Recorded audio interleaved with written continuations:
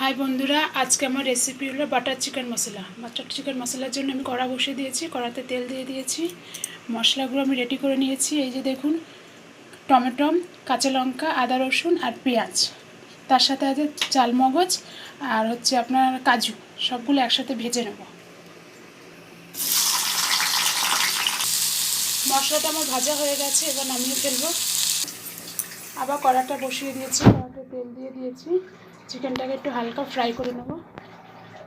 চিকেনটাকে আমি আগে থেকে কাশ্মীরি গুঁড়ো লঙ্কা, সর্ষের তেল, হলুদ আর নুন দিয়ে একটু ম্যারিনেট করে রেখে দিয়েছিলাম। চিকেনটা ভেজে নেব।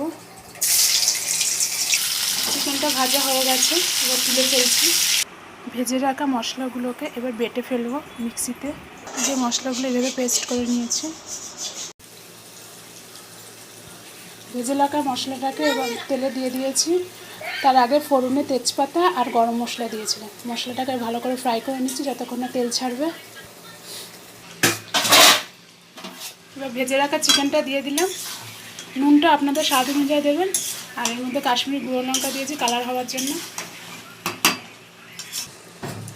কষানো হয়ে গেছে, এবার জল দিয়ে দেবো। জল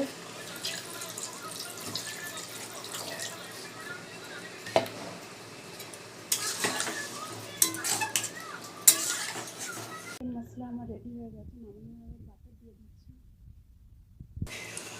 বাটার চিকেন মশলা আমার রেডি হয়ে গেছে। রেসিপিটা যদি ভালো লেগে থাকে তাহলে একটা লাইক, শেয়ার, কমেন্ট আর সাবস্ক্রাইব করবেন।